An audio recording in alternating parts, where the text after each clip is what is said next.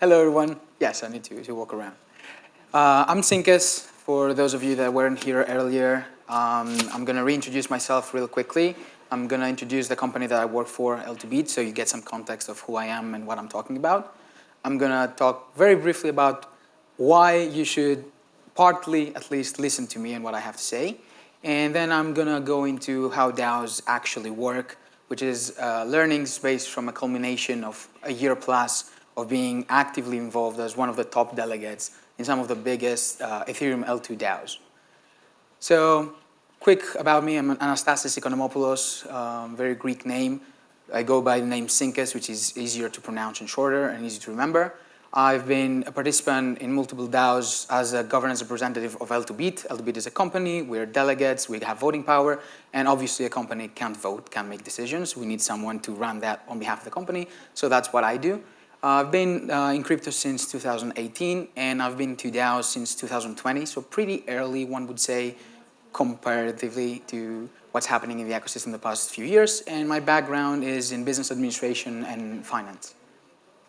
Now, I work at L2Beat. L2Beat's a public goods open source company, and what we do is we are offering analytics and security assessment for the different L2s on Ethereum. Like L2s are basically blockchains on top of blockchain, and specifically on Ethereum. I don't want to get into that too much, but basically, when you're using Ethereum, you get the security guarantees that Ethereum has, so you know that your funds are safe, the blockchain is immutable, it's decentralized, you cannot get censored, yada, yada, yada. Now, a lot of people think that if you have money on an Ethereum L2, they inherit the security properties of Ethereum itself, which is not true. It's a bit more nuanced and complicated than that. So if you have, let's say, money on Optimism or on Arbitrum or on Base, more recently, how do you know that your money is secure and if something happens, you can take it out? This is where we come in and we basically look at the code. We don't see the white papers and what they claim they do, but we actually look at the code that's deployed, and we can realize what you can do in case there's censorship, in case the sequencer goes down, in case the protocol winds down operations and you can withdraw your funds or not. All that is publicly available, open source, no payment needed. We do not sell product or service. We live off grants and donations, and it's publicly available at l2beat.com, so you can learn more there. Now, why listen to me? And take that with a grain of salt, because DAOs are very new in general, and I think anyone that claims that they know how DAOs work or should work is kind of trying to sell you something they don't know. And including me, right? I'm not a messiah in DAOs. I basically have compiled some learnings and experience based on my involvement, but that doesn't mean what I'm saying is true. And that's doubly true because in a year from now, let's say we have another AthensDAO, and I hope we do, I might be here on the stage again talking about similar things, but having a different opinion based on what will transpire from here on forward. So we've taken part in many different DAOs. We're now active delegates in, I think, last time I counted was 10 protocols, including some of the biggest protocols on Ethereum by TVL, like Arbitrum and Optimism. But there's, in each DAO that we participate, there's countless discussion, proposals, calls to attend, and we're active in all that. And we've even created our own proposals that have successfully passed and have been established. And we've grown to be among the top delegates in all those ecosystems. We didn't start as the top delegate. And the reason that the governance team at L2Beat started was that some people trusted L2Beat, so they delegated the voting power, and realized that, all right, some people are trusting us with their voting power, so we should go out there and do a proper job of participating in the discourse that's happening, review proposals, and try to act in the protocol's best interest, and therefore, at the end, like vote or not for the proposal. So we've grown to be among the top delegates. Here are some screenshots from Arbitrum, Optimism, Scroll, and ZK Sync, where we are among the top. Arbitrum, funnily enough, as I mentioned in the panel earlier, we used to be top delegate, and yesterday we actually got flipped, and lobby.fi is actually now the top delegate, which is a bribing platform for governance. So you can pay for that voting block to vote in your proposal's favor or whatever. So that it will be funny to see how that will transpire, but until yesterday where I took, the day before yesterday where I took the screenshot, we used to be the top delegate. Now, I'm gonna talk about what is a DAO. I want to get a raise of hands from people that think they already know what a DAO is. Raise of hands, anyone? All right. And who has no idea what a DAO is? Okay, who have some strong knowledge here. So my take is that DAOs are basically, an inherent problem with DAOs is that we don't have a strong definition of what DAOs are. There are multiple definitions. You can look at Wikipedia. Here's a screenshot from Kevin Awoki's latest book. He's a Gitcoin founder, and he published a book about how to DAO. And this is kind of like a definition that he has, which I think I resonate more than the one that with Wikipedia. But the thing is, DAO is an acronym that stands for Decentralized Autonomous Organization. But each of those things, they can be translated and understood in different ways. For example, decentralized, right? What does that mean? It means that there is no sender. But does that mean that there is no sender for any of the things? Like, can a DAO be decentralized but have small central structures of power in different places? Or does that mean that there is no centralized authority for any decision-making ever? So it's kind of like a matter of degree. And this is kind of like where problems start. You can say that AthensDAO, for example, right, is in the name, it's a DAO. But is it a DAO? To what degree? Is it the same as Arbitrum DAO or Optimism DAO or any other DAO, Solana or wherever? I'm mostly focused on Ethereum, so I don't know many examples by Solana, but you get the point. Like, different communities, different standards, different understanding of the term DAO. And that's how we cannot be for sure that there is no standard, there is no fine line that if you cross it, you are a DAO versus if you do not, that you are not. And this is, again, like to the eye of the beholder. So what I'm saying in this presentation is basically my understanding based on what we've seen works of what a DAO is and how it works. And funnily enough, I remember there's this Supreme Court Justice Porter Stewart back in, I think, 50s or 60s. He was asked to describe about what constitutes obscene in pornographic filmmaking. And he famously said, I cannot describe it, but I'll know it when I see it. So for me, that's similar to DAOs. Like, I cannot tell you what a DAO is, but if you show me what a DAO is, like a DAO, I'll tell you if it is or it is not a DAO. So this is kind of like a very quick overview of what most people think a DAO is. Typically in organizations, you have a top-down hierarchical structure. You have the CEO, you have a couple managers, middle level, juniors, interns, whatever. And the decisions flow from the top to the bottom, right? I have a vision for what I want to build. Let's say a company that is software as a service. I develop the software, I give them vision, and they go execute based on that. I ask them to make the changes, and I have the final say and authority in what happens. Versus, in theory, again, in DAOs, it's not that way. There's basically a flat hierarchical structure, a horizontal structure, that anyone can come and say, hey, let's do this for the product. Let's develop it in that way. Let's change it in that way. Everyone can chip in and propose their solution to the existing problems, and anyone can identify problems that they think exist. And this is kind of like what, in theory, should happen. But that's not what happens in DAOs. Right, and here's what I tend to be a bit contrarian, and I think it's like a thing that you get if you get involved in DAOs. You can get to be a bit pessimistic sometimes when you have some days, long days, series of calls. We don't make any sense of what's happening, and we're thinking with my colleague Christoph, who's the governance lead at Bit, we're thinking, why do we even do this? Why are we trying to make this work? I'll get to that at the end of why we need DAOs to work, but when you're reading about DAOs, especially, I get upset when I'm reading academic articles or just articles in crypto media about what DAOs are and it's the future. And they make things seem so nice, right? Oh, it's decentralized and anybody can come in and they can propose things and they can get paid. And they make it sound so good. But in reality, it's not that beautiful, right? It's difficult, it's a lot of work, it's tough work. It needs to be coordinated. We're still very early. There's basically no frameworks for any of this, right? We're building it as we go. We're running into problems that don't exist in traditional companies simply because at the end of the day, you can say, well, the CEO will just tell us what to do. But that's not the case in DAOs. You cannot have an ultimate authority. Otherwise, it's not a DAO, right? Or you can have an ultimate authority that you have elected, but then, oh, we're starting getting centralized. We should have a committee that controls them. But then who controls the committee? And it's just an endless loop of chicken and egg problems and unsolvable paradoxes. So this is kind of like a visual representation of what people think DAOs are. It's an entity that is working in some way that we don't know. We don't question it. It's just the DAO. If I need something, I'll go to the DAO. If I have a proposal, I'll just go to the DAO. DAOs typically, in your probably understanding, is like a forum, like a discourse forum, a Discord maybe, a Telegram group chat, and we all chat, and then maybe there's a snapshot page to vote, or a Tally or Agora interface. There might be governor contracts that control some things but don't control others.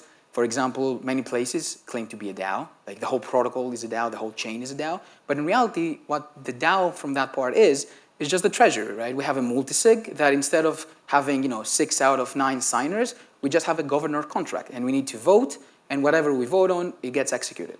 In other places, like Optimism, for example, you don't even have that. You have the foundation that puts up proposals, delegates vote on them, and whatever the outcome, the foundation goes and executes. So you trust the foundation. It's not really a DAO. It's a DAO by name only. In Optimism case, it's kind of like progressive decentralization. The goal is to get to be a full DAO, but they believe they can do a better job steering that process by having some control initially. Whereas in Arbitrum, for example, they think it's better off than we throw our kid in the pool and it learns how to swim. We decentralize everything from the start, and it will either work or it won't. I tend to like both approaches because I think in 5 years' time, in 10 years' time, we'll get to see what works versus what doesn't. I don't think anyone has their solution and the answer right now. But anyway, so going back to the structure. When we think of a DAO, we think of an entity, and then it's surrounded by those different bubbles of contributors, builders, service providers, and all that. But in reality, it looks a bit more than like that. All those people and all those entities and groups and individuals and organizations, they actually are making up the DAO. Those are the people that comprise the DAO. So you have delegates, for example, that vote. You have service providers that come and offer their services to the DAO. You have builders that are building protocols, let's say, on top of a chain, let's say Scroll. I have a DAX on Scroll and I'm building it, and I have a say, like I'm part of the DAO, right? And especially if I have tokens, I have voting power, I'm also a delegate. You can have more than one hat of these roles. And all those people together, they coexist, they work together, they collaborate to the benefit of the underlying protocol, and that's the DAO. So you can understand how it gets pretty messy pretty quickly. Because all those groups are not groups in of themselves, right? We are a delegate as L2B. We are not on perfect terms and coordination, communication with all other delegates, right? So there is friction, there is problems to solve, there's challenges, different viewpoints, right? And different viewpoints on subjective things, on things that you cannot say this is the right way or this is the right way. It's just a different perspective. So there is conflict sometimes. So all these groups, they have internal conflicts, and they are called to work together with those other groups that also have internal conflicts to create something that we call the DAO and is working, right? So you can understand how difficult that can get pretty quickly. Now, I gave a speech for DAOs in November in Bangkok in the context of DevCon, and we had this little Q&A back and forth at the end. And up until that point, a lot of people in the audience were like, I don't really get what he says, right? It's DAOs, like they talk, they coordinate, it's okay, like we have the same problems in our company, right? And it's not a DAO. So I gave the example, and that's where it clicked, and so I figured I would include it here, of a food DAO, right? A foodies DAO. So I figured that I would include it here. Let's just say, for the sake of the argument, and you can participate or I can walk us through the example, that all of us here in the room, we are a DAO, right? Now, our goal, let's say we have a business where we review restaurants, and our goal right now is to decide where we're going to eat the next time we go out to figure out which restaurant we're going to review. Now, take this very simple thing, right? We're not even 100 people in here, and we just have to decide what we're going to eat for food. Now, everyone's going to have different opinions. Let's say some will say burger, right? Some will say pizza, some will say Greek taverna, some will say souvlaki, etc., etc. And then even on those people that they start agreeing, let's say the majority starts saying burger. Now we're going to have to find which place we're going to visit that offers burgers and in which area. Some of you don't have a car, you have to take the public transportation, and it's not easy. Then we'll start getting into more problems. What day works, what time works. All those little decisions that when you're doing it with your friend, your girlfriend, your parents, or whatever, it's simple back and forth. It's two people coordinating, and it can be easily done. The more you add people to the mix, obviously, it gets harder. And there's many different details that when you have a central point of control and central authority, let's say when the kids are discussing with their parents where they're going to eat, they can all offer their desire, their input, their feedback. But at the end of the day, the mom can say, well, we're going to go eat souvlaki there because that's what we're going to do. Right? And sometimes this thing is helpful, this thing works, because it helps things move forward. And at the end of the day, if we don't reach an agreement, we're all going to say, okay, let's not do that, we're each going to eat our own thing, our own time, our own place, and we're going to call it a day. But in DAOs, that can't work, because there's an underlying protocol underneath that needs to work. And it's even more complicated if that underlying protocol, or the DAO, controls the underlying protocol on a contract level. So if a chain needs an upgrade, otherwise it stops producing blocks, we all need to come together and discuss how we're going to do it. Who's going to do the upgrade? Who's going to do the audits? Are we trusting this entity that they do the audits? This entity is not going to do the audits for free. They're going to ask money. Are we paying that much? Why shouldn't go to my friend who has an audit company and will charge us less? And these all things start coming up to the surface. They're going to be discussed, and we have to discuss every final detail, and we have to reach an agreement, and it just, just the restaurant example can get pretty quickly. Now take that, multiply it by 100, the level of complexity, add in different time zones, cultures, languages, perspectives, monetary expectations, all that, and you have a mix for a very difficult thing ahead of you. Now, all that sounds awfully pessimistic, and the DAOs do not work. And I want to be realistic, and we have this approach with my colleague at L2B, and the way we approach governance is that we have to be realistic, right? It's all great to see that this works. We get oftentimes proposals that are absurd, that they're asking, I can get a friend of mine from Greece, I can pay them $100 and they're going to do a job, and then someone else will come to the DAO and will offer to do the same job and going to ask for 100,000. Right? It gets to that level of absurdity pretty quickly, and we have to kind of like call that kind of behavior out, but at the same time, we cannot stagnate on progress, right? We need, at the end of the day, someone to do it. So this is kind of like where it gets tricky and it gets difficult. But why do we need to solve DAOs? At the end of the day, we could say we experimented, we tried and we failed. This isn't the way. At the end of the day, we have capitalism. Why do we have like free markets working the way they do, and companies be structured in the way that they are after years, hundreds of years of progress and experimentation with governance modules and structures, even on the company level, like different organizations, but also on like national levels? Why do we have representative democracy versus direct democracy? So this is in blockchain why we need DAOs to work. We need them if we want to keep the whole spirit of blockchain and the whole properties of blockchains as they are originally thought out and created. So, most of you know that blockchains are supposed to be decentralized, immutable. You are self-sovereign on the blockchain, your keys, your coins, all that beautiful things. But that only works if the entity controlling the chain is also decentralized, immutable, and self-sovereign and all that. Why? Let's say, I'm not going to take any specific examples. I don't want to be dividing the room. But let's say we have chain A that is run by a team, by a foundation, centralized. They have a centralized sequencer that sequences the transactions that are submitted to the blockchain, and everything goes through them, right? While you have a wallet and you have your coins, the coins are yours until something happens with the sequencer, right? If a team gets sued by the US government and they get in prison and the sequencer goes down, if they decide that, we've had enough, we don't want to do this thing anymore, it's too much time, we're going to shut the sequencer down. We're going to wind down our operations. Now suddenly you have a blockchain that doesn't work, right? So all the properties that you have or you think you have on the blockchain, they do not work.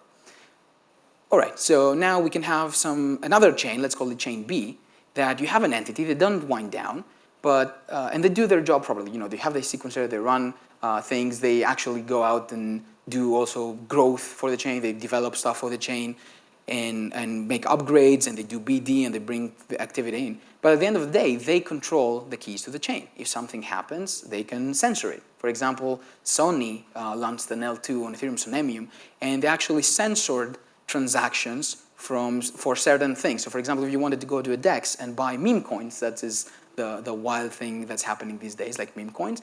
And on Sonemium, you couldn't, because they were censoring those transactions. Luckily enough, at L2B, we have a researcher who spent time and actually wrote a thread on how they could force include the transaction through L1. It's very technical, I don't want to get into that, but that's like some of the properties on being an Ethereum L2. But the point is that even though users would get on the chain, they would purchase some money and move it to the chain, and they would hold it and say, I have my own coins and they're in my wallet and I'm in charge of them, and fuck the banks or whatever. Suddenly, that's not the case. The properties that they were told exist in the blockchain, they don't actually exist because the the entity controlling the chain does not have the properties. And as long as they control the chain but do not have the properties, then the chain does not inherit those properties. So if chain C, for example, now is fully centralized, and chain A was fully centralized, chain B was kind of like centralized, but they were working alongside the community and towards like the protocol's best interest. But even they, for whatever circumstances, they can be forced to wind down operations. There could be legal action against them. And since they're a company, there might be a Cayman entity that they're shielded to a degree by the law, but at the end of the day, they are human. They could be, killed in an accident. They could be whatever. So those risks exist. And in order for the blockchain that you're on top of, let's say Ethereum, or let's just call it chain C, to actually have those properties, the entity that controls the chain needs to also have those properties, needs to be decentralized. There needs to be working in a way that they can move things forward. Because if you have a chain, the technology has moved in light years ahead, but we cannot get consensus to upgrade the chain and implement new technical upgrades, then what's the point? Like, we just have an archaic chain, everyone will just move to another thing.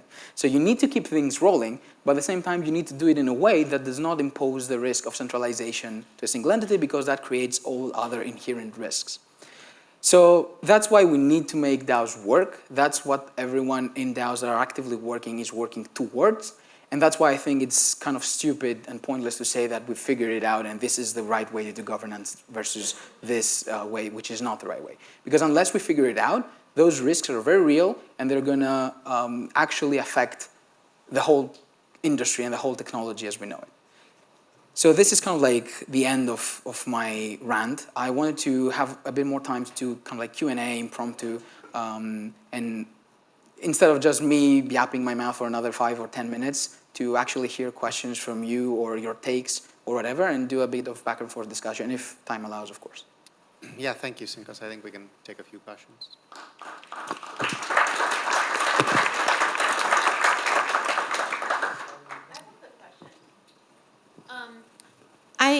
I'm always confused about the not differentiation, but how foundation and DAO work together. Is foundation also a DAO, or how do they actually, how does the workflow go? Yeah, that's a good question. And so there's two camps on that. One camp says that, foundations are good to set things up, but then if they remain in control, it's a bad thing for the DAO because it's centralized and they shouldn't hold that much power and everything. The other side of the camp says that they are necessary for many different things. Me as an independent contributor, let's say I work to the DAO. I do not have the power, the money, the connections to make, for example, very big partnerships or business deals for the chain that I'm representing.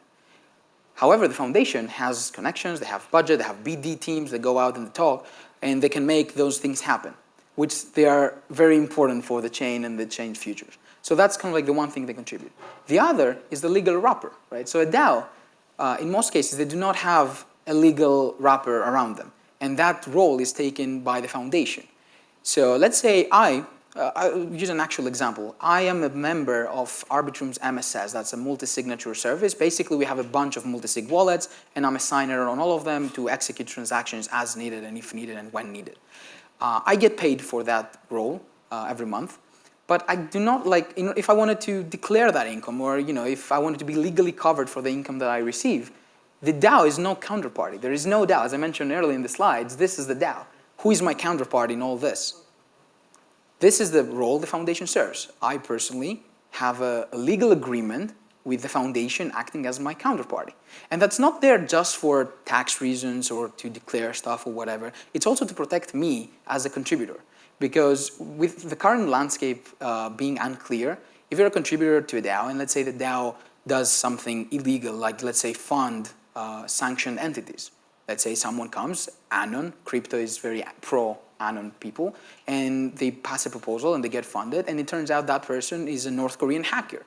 And let's say L2Bit was stupid enough and they didn't do due diligence and they voted in favor of funding them. Now, maybe a government or a legal case could be formed against L2Bit for participating in the DAO and for voting in favor of funding a sanctioned entity. That won't happen, or if it does happen, the foundation is wrapping all those things in the Cayman entity, and that's where the blame is. That's where the legal fight happens. So it's not just a matter of control or decision making, it's also to protect the contributors and delegates in an unclear regulatory landscape. Any other question if we have time? I'm not sure how strapped we are with Maybe time. just to keep the ball rolling. Okay, sure. Yeah, we'll have a mixer later too. Thank so you. I have thank you so this link. You can scan it. It goes to the governance page of L2Beat, and it's my Telegram underneath if anyone wants to keep chatting. I'm always happy to answer messages or chat. Thank you. Thank you so much.